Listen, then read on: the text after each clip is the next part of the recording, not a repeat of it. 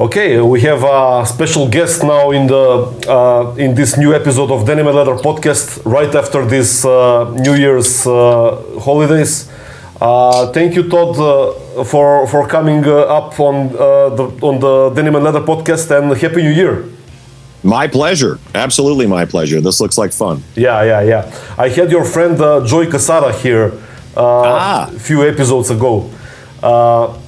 And we talked a lot about the Kiss thing that you guys do. Yeah. Of course. But I wanted to ask you first. First, I wanted to ask you, how did you start with music? And I think back in Canada, right? Yes. I grew up in Canada. And always loved music. You know, I always loved, my parents were sort of, always had music in the house, you know, the Beatles, that kind of stuff, Elvis, Johnny Cash, you know. And then, you know, as you do as a kid, you start to find your own music. Kiss is a big part of that. Kiss, Cheap Trick, and then into a whole lot of punk rock. And, you know, my father played guitar. My mother played piano. We had an organ in the house because it was the 70s. And, you know, they weren't avid players, but they played music.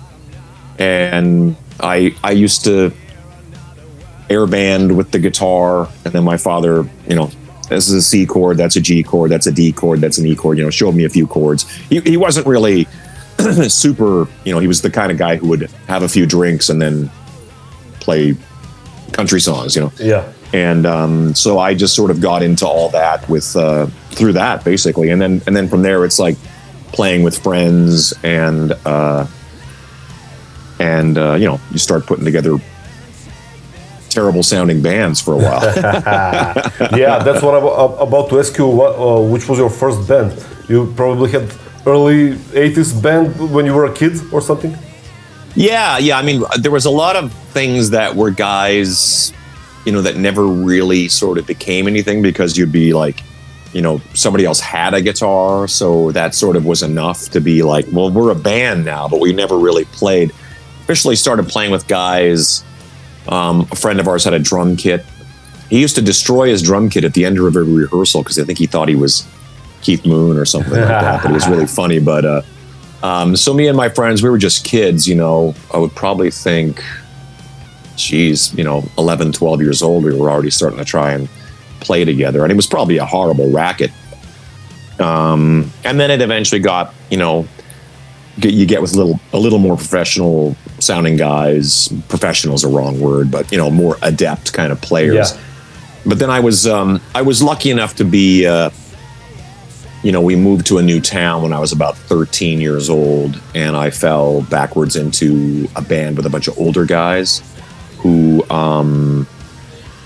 you know, they were way more professional than I was. They were way more advanced than I was. So that was sort of that initial sort of like jump forward for me because I had to get better real fast to play with them. So you played bass or guitar there? Bass. Oh, yeah, I was a bass player from the beginning. I mean, I obviously played guitar. I had an acoustic guitar. My father, in his wisdom, thought, well, you have a guitar, which was just an acoustic Epiphone guitar. Yeah. He was like, well, let's get a bass. And I was like, okay. I didn't really honestly know, you know, Paul McCartney is the bass player. You know, that's kind of what I didn't really. Yeah. It was just my dad. It wasn't like, let's get an electric guitar. It was, let's get a bass guitar, you know. Uh-huh. And it was quite fortuitous, really, because I think I did eventually get an electric guitar not long after. But in getting a bass, it was sort of one of those things where, like, no one wanted to play bass. You know, it's not unlike that today because the lead singer is the lead singer and the guitar player is flashy and the drums are so, you know, loud and showy. And the bass player, especially back then with, you know, when I was a kid, it was like examples of John Entwistle, although he was flashy, was sort of the quiet guy over there. John Paul Jones. It was always sort of the other guy. Yeah. Except for like a Sid Vicious or something like that, who was like, you know, although he wasn't much of a player, he was sort of the most visible member of the band. But, yeah, or maybe Glenn Hughes.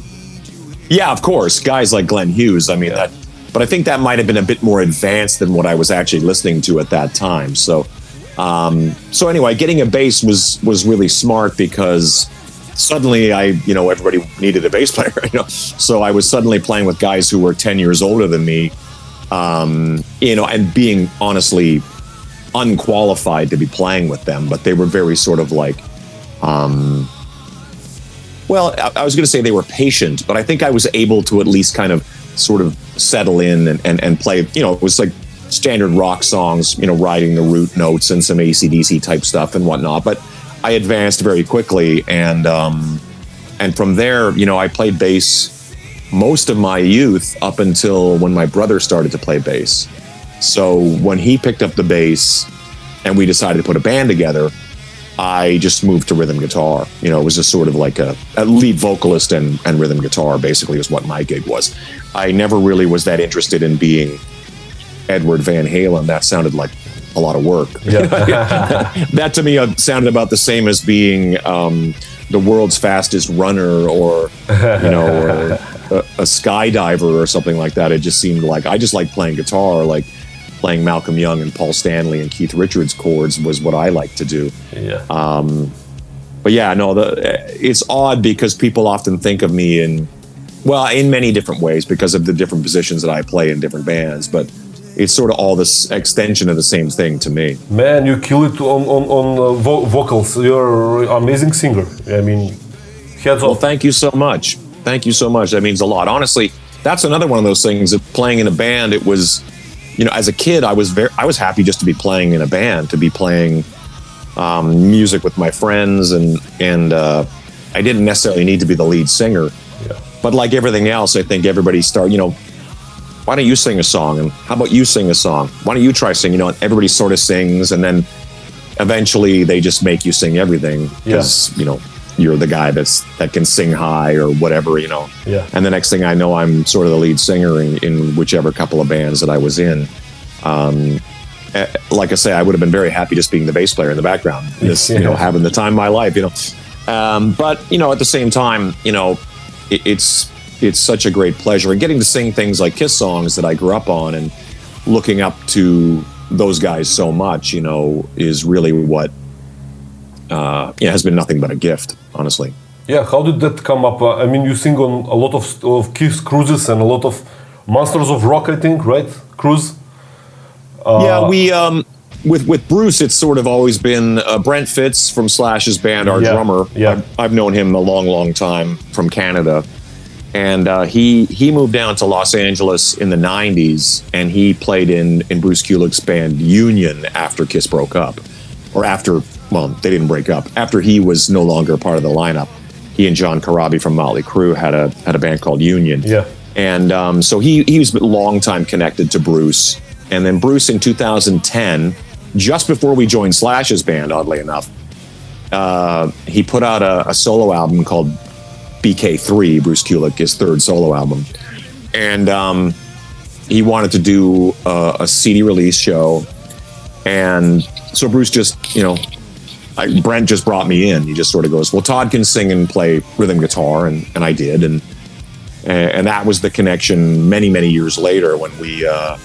I think it was 2018 maybe, we did a Kiss cruise with both Kulick brothers. Yeah. So it was Bob and Bruce that I was playing bass on that show. See? There you go. And I sang both the Gene and Paul songs, and it wasn't until Bob was no longer there that we brought in Zach to sing. Just to break it up, when we were looking for somebody else, I go, well, Zach's also a very talented guitar player, but, for whatever reason, it just ended up being, well, I'll play rhythm guitar. And it gives Bruce the ability to just kind of to shine, and Zach can sing and play bass on the other stuff. But yeah, it's that just sort of happened very organically. And then, the fact that we were digging so deep into material that was non-makeup Kiss. Yeah. And the stuff that Bob Kulick was involved in, Paul Stanley's solo album, side 4 of Led Zeppelin, side 4 of Kiss Alive 2. I don't know why I was going to say Led Zeppelin. Kiss Alive 2, and then stuff like Killers, that kind of stuff. So a lot of it was very deep cuts, which Kiss fans truly appreciate. I'm a Kiss fan. I love that, those stuff. Me too. It's like, I've got, there's a Kiss, there's a Gene Simmons Axe bass right there. And some Icemans. That's your collection. Your collection. It's honestly, people ask if I live in a guitar shop. It's like, this is just my studio. So I have like, you can't see everything in here, but that's just a wall of guitars, random guitars. Johnny Ramone, Eddie Van Halen. I got like the craziest stuff on the wall. Yeah. Where do you live now? In Vegas? Las Vegas. Vegas, yeah. I've been here 18 years now. Yeah, 18 and a bit. Yeah. You moved from Canada right there, or you've been around USA? I grew up in the middle of Canada, in the freezing cold part, and I moved west to Vancouver eventually for a long time, 14, 15 years. I don't even really remember, which was great. And then I just moved I was always touring in the US, did a lot of stuff in New York, a lot of stuff in Los Angeles, as you do. Those are the two main places to play. And then just by chance happened into some stuff in Las Vegas that brought me here back in 2006. So I never officially moved. We just sort of, I came down for some gigs and I thought, well, when the gigs go away, I'll go back. But that turned into Slash and everything else. It's like, it's a good problem to have. Yeah, of course. Where you like it. I mean, also I'm devastated what's happening in Los Angeles right now. It's a terrible tragedy. It's absolutely tragic. I honestly, I've been back and forth with friends since the fires really got bad, just making sure everybody's okay. Most of the people that I directly know are okay. Yeah. Quite a few, obviously, many people have lost everything. Mm-hmm. And a few people in the industry have been deeply affected. So it's honestly, none of us could have expected this. It's really impossible to even prepare for it because it's just, and the crazy thing about it is my wife and I we've always been like so ready because I spend so much time in Los Angeles. The entire Slash headquarters is out of LA. So we go out there for extended periods all the time. Yeah. And so many times we've been so close to just finding a place in LA and calling it ours. And then something like this happens and you just go, it feels so tragic because it's such a wonderful place that, honestly, like Florida has, well, I don't know what it's like in Europe, but there are places that have hurricanes and tornadoes and bad weather, and then some places have earthquakes and some places have this and that. And fires, it's like it's so staggering. Las Vegas, other than the extreme heat, which happens in the summer because we live in the middle of the desert, we're lucky to avoid a certain amount of natural disasters. Yeah. You know what I mean? Yeah. So, it's. I grew up in the freezing cold of Canada, and I live in the extreme heat of Las Vegas. So it's one extreme to the other. Yeah. Yeah. I had a Canadian musician before on the show, Sean Kelly. I don't know if you know him. I know him very well. Guitar player. Yeah. Yeah, I love him to death. Sean is an amazing guy. Yeah, he's an author, a guitar player. He plays in a number of different legendary Canadian bands up there. He's an absolute legend. Yeah. Yeah. He introduced me to a lot of Canadian rock stuff. I didn't know, about a lot of it. Yeah. Well, I have a band called Took. I don't know if you're familiar with that, but my band Took is with Brent from Slash's band. Yeah. Corey Churko comes from Shania Twain and Reba McEntire, and Kelly Clarkson.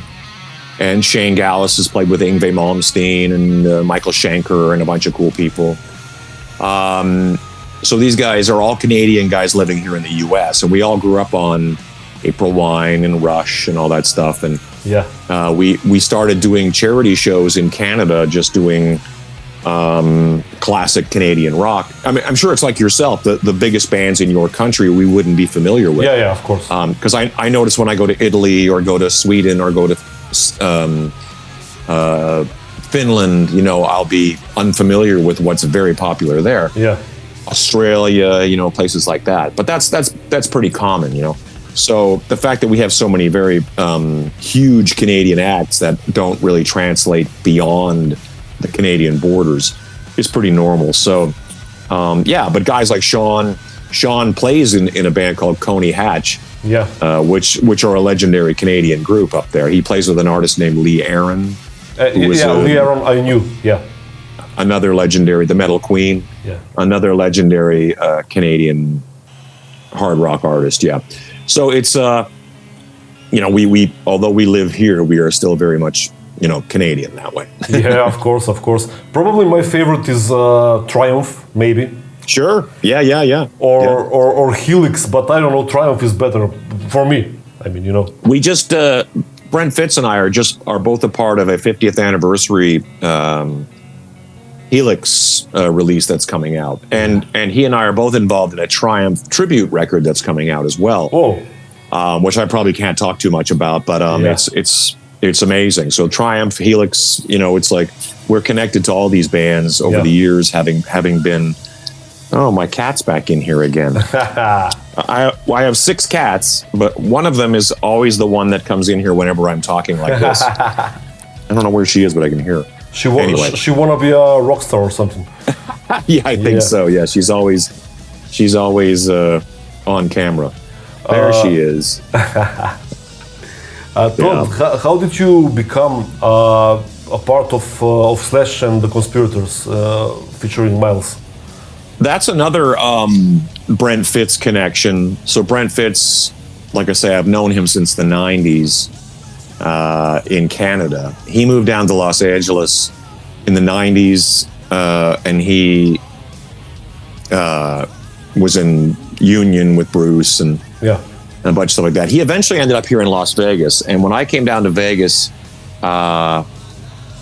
he was doing this and I was doing that and whatever. And then the next thing I know, he was playing with Slash. And I didn't expect him to call me. You know, they had a lineup already. Brent was just going to be the drummer. And then the bass player kind of didn't work out that they had. So he just called and said, can you come down? And I went down and it worked out. And the next thing I know, it's happening, you know. So it was very, very quick. I mean, 2010, Slash was just kind of putting out a solo album with different singers. And we ended up being the backing band for that tour. And I didn't know what to expect, but it went on for 18 months, a year and a half, you know. We eventually made a new record. 2 years after, Yeah, 2012 we did Apocalyptic Love. Yeah. And then we became the Conspirators and all that. So yeah, it was interesting because I mean, Slash was I was going to say a bit of a comeback, but it wasn't really a comeback. It was kind of more like it wasn't a comeback in terms of like trying to win back people's affections. It was just kind of like he was ready to step out on his own after Velvet Revolver and all that. So it was not it was not like Slash Snake Pit again. Yeah. No. In reality, I mean, it was interesting because people would say to me for years, and sometimes it comes up now and again. They go, "So you're in Slash's Snake Pit?" And I kind of go, "Well, no, because that happened back in the 90s." Yeah. Great band, but I'm not a part of that yet. Yeah. You play something from Snake Pit? We played many things. We played Mean Bone. We played Serial Killer. We played Been There Lately. We played many songs. I love Beat the Ball. That's the best song. Right? Yeah, that's a classic. I don't think we played that one though. Yeah, great song. In the beginning. We played so much.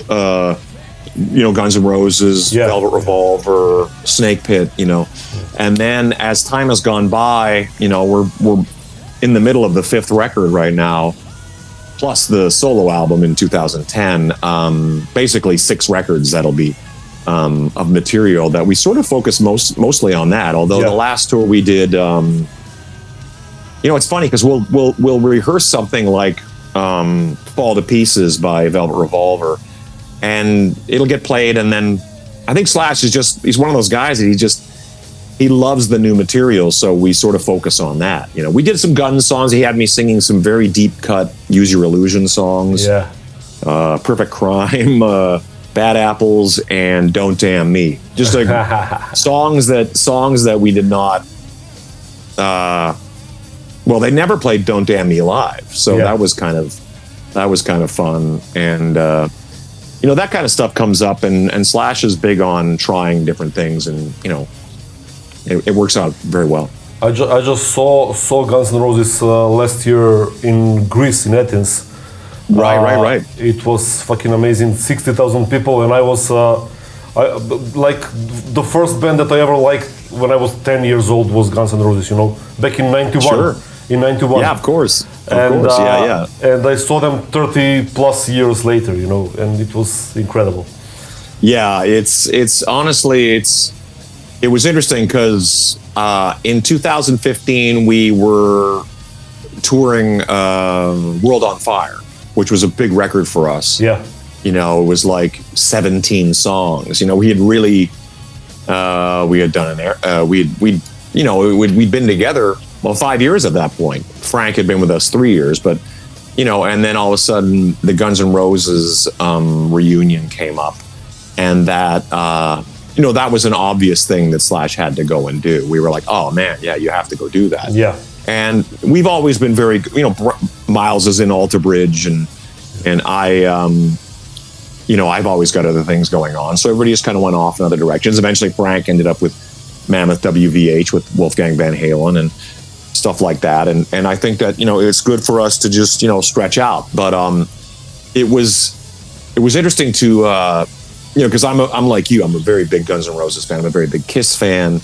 And we're very specific about which guys are in the band at that moment, because I loved Appetite for Destruction so much that it was such a big part of my life, that even into Use Your Illusion with Matt and Dizzy and that version was already so much different than what it was, so now seeing them with Frank and Richard, who we love,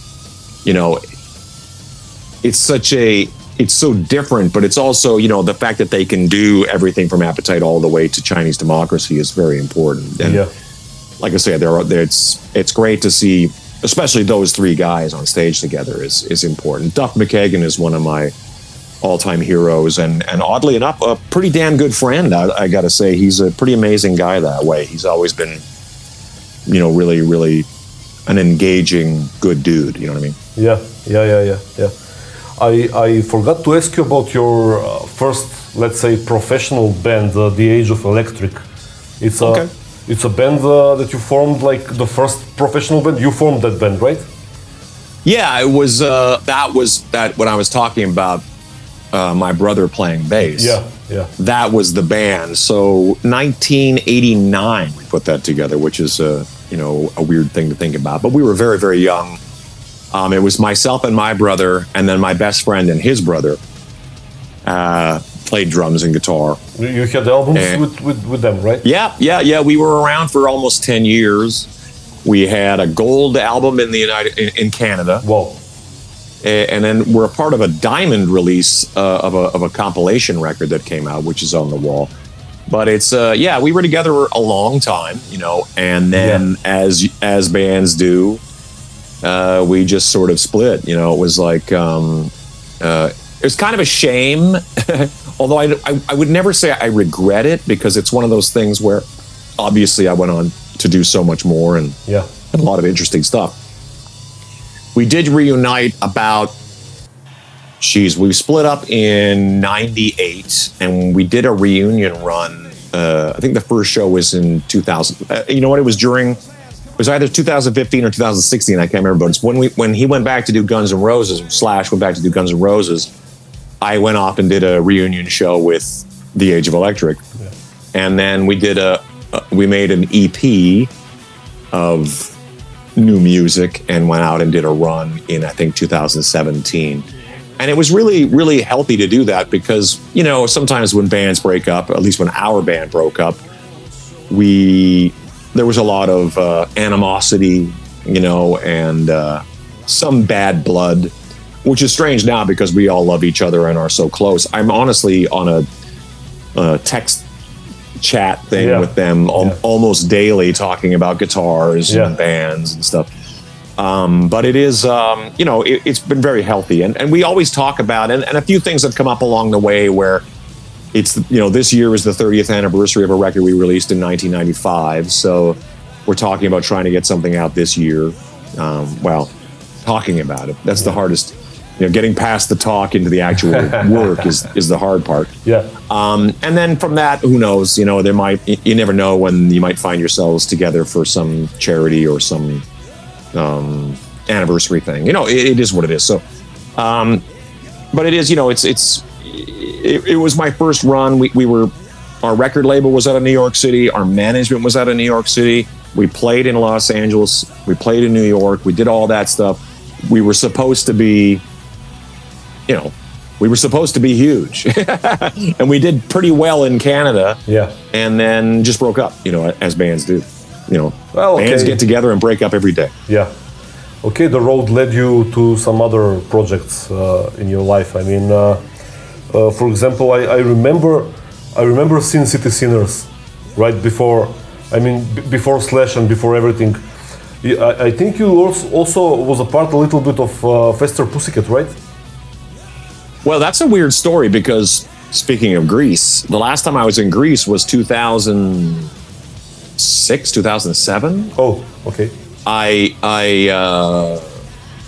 Brent Muscat, who's a very dear friend of mine, was here in Las Vegas, and he was putting together a new version of Faster Pussycat for a 20th anniversary run. I didn't really understand the politics of it because Tammy wasn't involved, and Faster Pussycat without Tammy down doesn't seem. Okay. Yeah. It's not right. Anyway, a friend of mine was singing for it. He got Eric Stacey on bass, the original bass player, and Brett on drums, who was the second drummer, but he was there for much of the height of that band.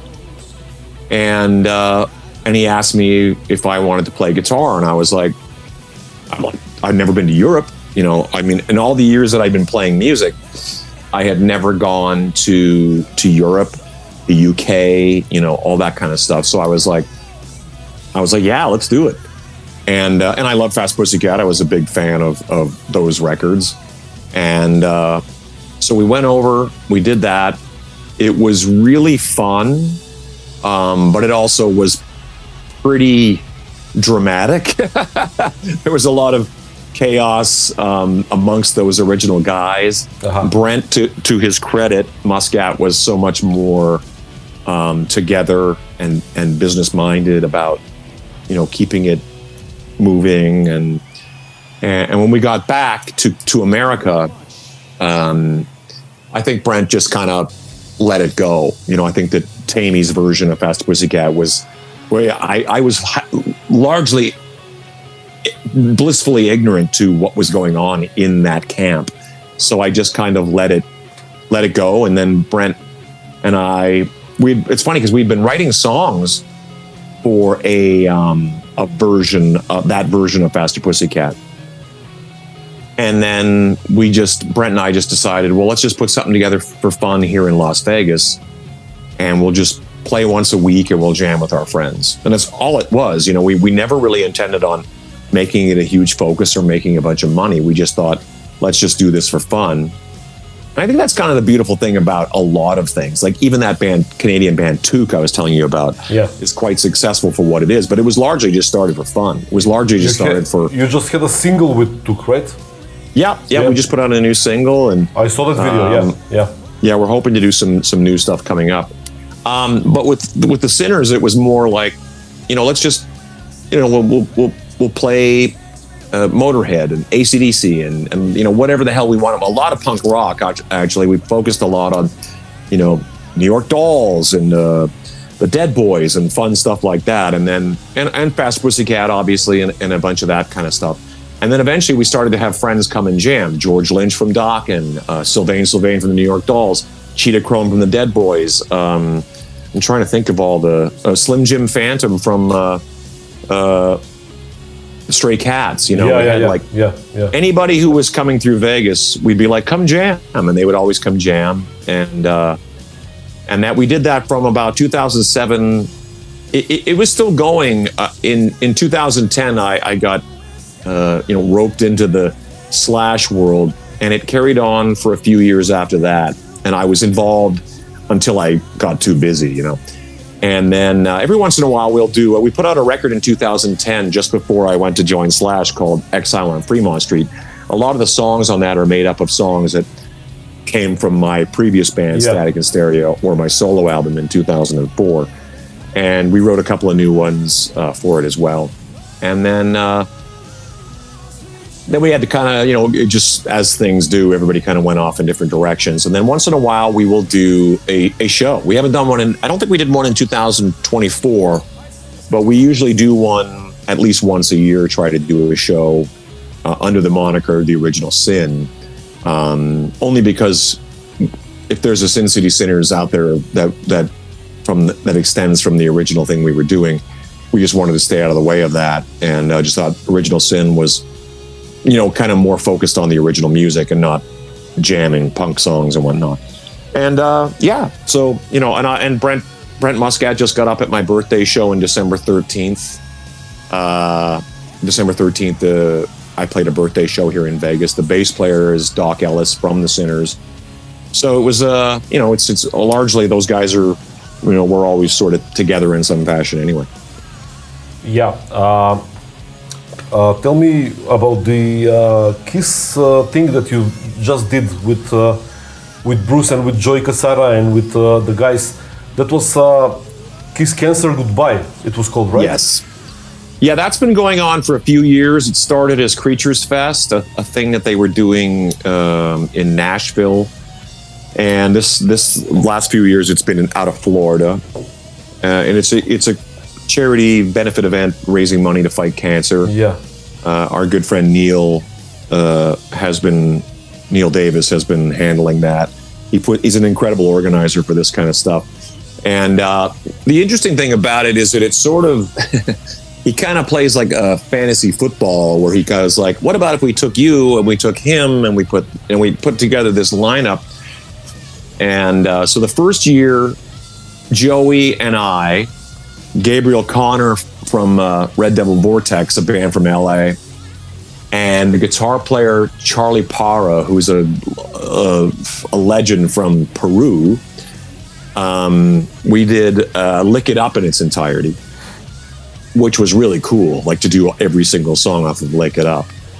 And I did something with Bruce as well on that run. And that one also had Ace Frehley. One year they had like Vinnie Vincent, oddly enough. It was Vinnie Vincent, Ace Frehley, and Peter Criss, actually. So, and I played with almost all of them.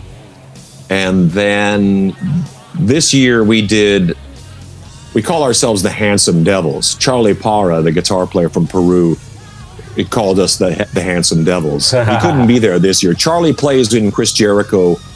Chris Jericho, the wrestler, has a band called. He's in a band called Fozzy, but he has a Kiss tribute. He has a Kiss tribute band called Quarantine that he put together during quarantine, obviously. And so Charlie plays guitar in that, but he couldn't be there this year. So although Quarantine did play at this thing, we had like Anton Fig, who plays drums on Dynasty and Ace Frehley's Comet. But this year, the Handsome Devils, we played Creatures of the Night in its entirety, which was really cool. But that was, in retrospect, that was so easy compared to taking on music from the Elder, which was my fault. You wanted to play that, what? Yeah, I just said to Neil the previous year, I said, what would be really cool? Music from the Elder in its entirety. And he was kind of like, you think? Because the reality is it's the least popular Kiss album of all time. You know? Yeah. But I said, I think having the audacity to play that entire album in front of an audience is sort of the charm, you know, is sort of the exciting thing about it. So Zach Throne, my dear friend, I've known since '92. He plays with Corey Taylor from Slipknot and Jerry Cantrell from Alice in Chains. Yeah. And then Joey Quesada on drums, and the guitar player Jeremy Asbrock, who plays with Ace Frehley and played with Gene Simmons. Tyson Leslie, the keyboard player for Vixen. We learned the whole album and played it, and it was a challenge, but it was really, really rewarding. It was rewarding because there were people who were kind of like, you know what's weird is I never appreciated this record, but hearing you guys play it live and as a rock band, I think that they kind of got it in a different way. Yeah. Because I was a kid when that album came out. I was a kid when Kiss started to become less popular. You know what I mean? I was a child when they were in makeup, and then starting to become preteen as they were sort of evolving into the non-makeup Kiss. Yeah. But things like Unmasked came out, and in retrospect, it's so much more of a pop, sort of almost a disco album. Dynasty was accepted because Dynasty, I Was Made for Loving You was a huge hit. Other songs like Charisma and all that. Some great songs on that record. We loved that record. And then, but we were children. We weren't like able to go, this is a disco record and like hate it. You know, we just kind of, it was a new Kiss record. So when Unmasked came out, it was like, I don't remember disliking it because we were children and it was a new Kiss record. It was Naked City was on Unmasked. Naked City, great song. You know, yeah. And then Music from the Elder came out, and I didn't question it. I was like, I loved it because it was a new Kiss record. Creatures of the Night is even better, even though it's probably the least selling album in many ways. But it's the heaviest in the way heavier, yeah, and way more a course correction into what the non-makeup Kiss became. You know, so I was there. I was a fan from the beginning, and I was a fan all the way through what they would call the lean years. And you know, I bought the records on release day every time. And that's what you do. You know, that's who I am. yeah. But the great part about you is that you sing the high stuff from Paul and you sing the Gene Simmons. You have the voice for both. You know. Well, it was nice getting Zach Throne involved. Zach's qualified to sing Paul, Gene, anything really. Yeah. But eventually it was decided, like, well, why don't we just get somebody to come in and sing the Gene stuff? And I was like, well, Zach's the only guy to get. So, and the Paul Stanley stuff from the '80s and is super challenging. Like it's no joke. When Bruce would say he'd make up a list of songs to do for the next Kiss cruise, and it'd be like My Way from Crazy Nights, and you'd be like, oh my God, this song. And I would just kind of go, that sounds great, let's do that. And then I would listen to the song and go, oh boy, you know, how am I going to do this? But part of the charm of it was, and I'm one of those guys, I like a challenge, you know.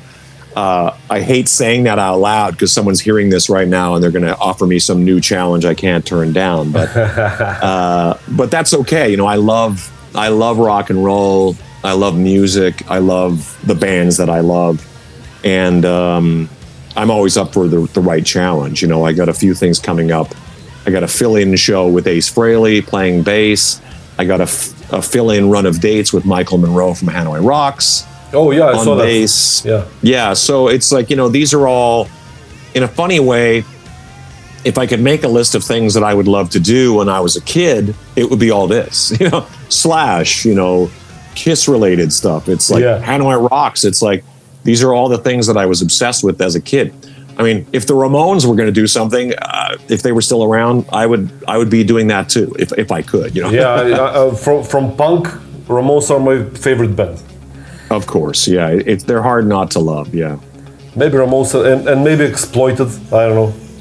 Yeah, of course. Like I was, you know, as a kid, bands like the MC5, Iggy Pop and the Stooges, the Ramones, that was all guitar rock to me. You know, I didn't really designate until later on what's heavy metal, what's punk rock, what's pop, what's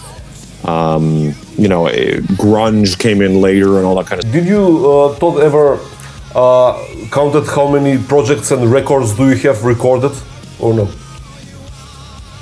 People always ask me that. They're kind of like, because there's Heroes and Monsters that I do out of Europe with Will from Evanescence and Steph Burns. And that, honestly, a lot of these things, Tracy Guns and I did a record together, Blackbird Angels. A lot of this stuff kind of came up during COVID when we were sitting around. I was sitting in this room not doing anything, and I would be like, okay, let's make some music. I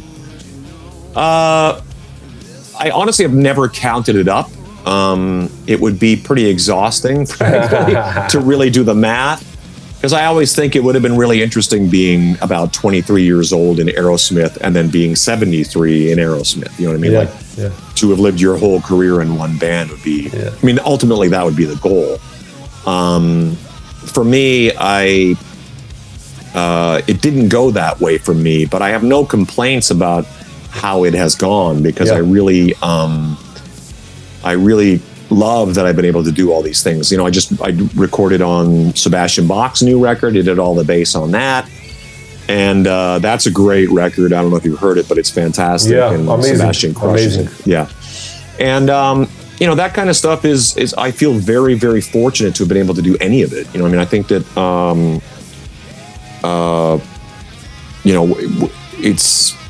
it's someday I'll have to sit down and go through every single record, and some records I'm not necessarily credited on. It's sort of a lot of things that I went in and played on just because for whatever reason, and that sort of thing is exciting. Honestly, like every once in a while I'll be dead exhausted on a long flight back from something, going like, oh boy. Yeah. But then I'll stop and think about being 14 years old and thinking like, how much I would have loved this life, And I really do appreciate and really am grateful for all these experiences I get to have. And that's why it's kind of interesting being a singer in this and a bass player on that and playing guitar over here and sometimes a mixture of all those things. That's part of what I love about it, I think is the fact that it's always different. Here in Las Vegas, there's a show called Raiding the Rock Vault, and we got guys from Bon Jovi and guys from Whitesnake and guys from, all this stuff, Heart, and I just sing in that show. I'll just get up and sing songs. It's classic rock. I play some guitar, but mostly just sing. And, it's here in Vegas, so I get to go in my car and drive 20 minutes over there and drive 20 minutes back to bed, It's part of the joy is just being able to get up every day and make music and still writing music, which is really a great gift. Making a new record. We're in the middle of finishing a new Slash record, It's I don't know when it's going to come out, but we haven't sung it recorded? Yet. Recorded?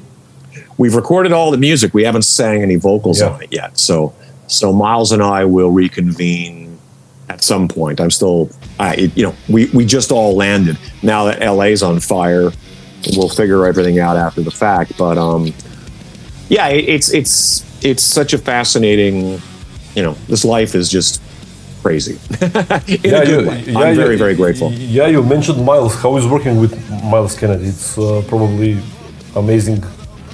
Myles is an amazing man.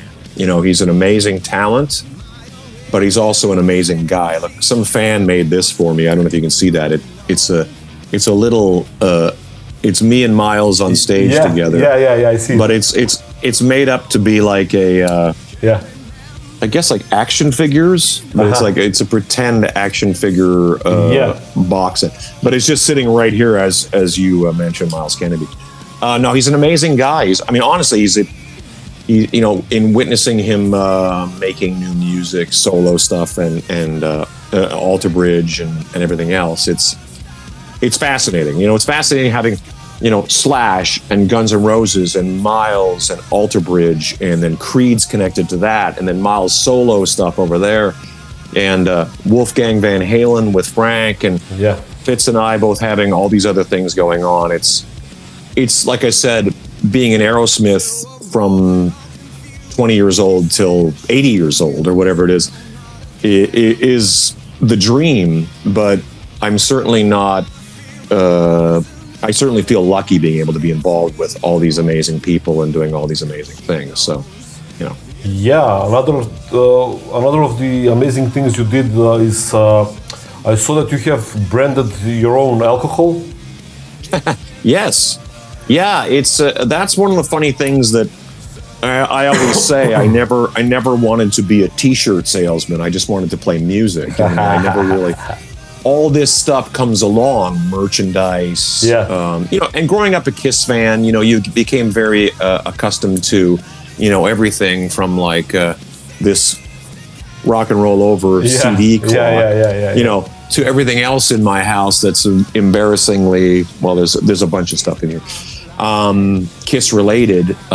You just became very accustomed to seeing Kiss, that logo on basically everything. Yeah. And Damn It being, you know, a nickname, Todd Damn It, because it rhymes with God Damn It. As a, you know, it just sort of became kind of a thing, you know, and I think we eventually started selling merch and we licensed our, you know, that to a great company out of Toronto called Agent Royale. And then a coffee company, Writers and Rockers, started to do a coffee brand that became very popular for us.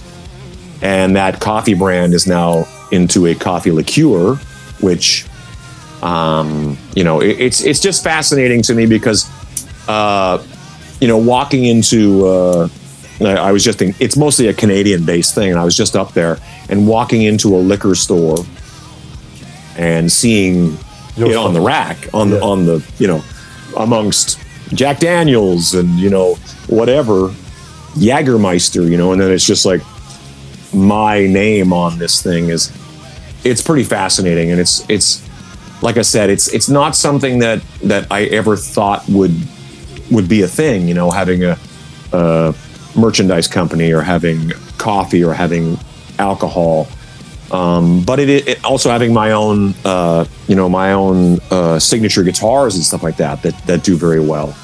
But it's all part of a much bigger dream, I suppose, you know, and, you know, I still have a lot of things. I'd love to do a comic book. I'd love to work on a script. I'd love to do all these things, you know, and it's, you know, every once in a while you feel so overwhelmed by what's going on in the middle of a tour or in the middle of a record.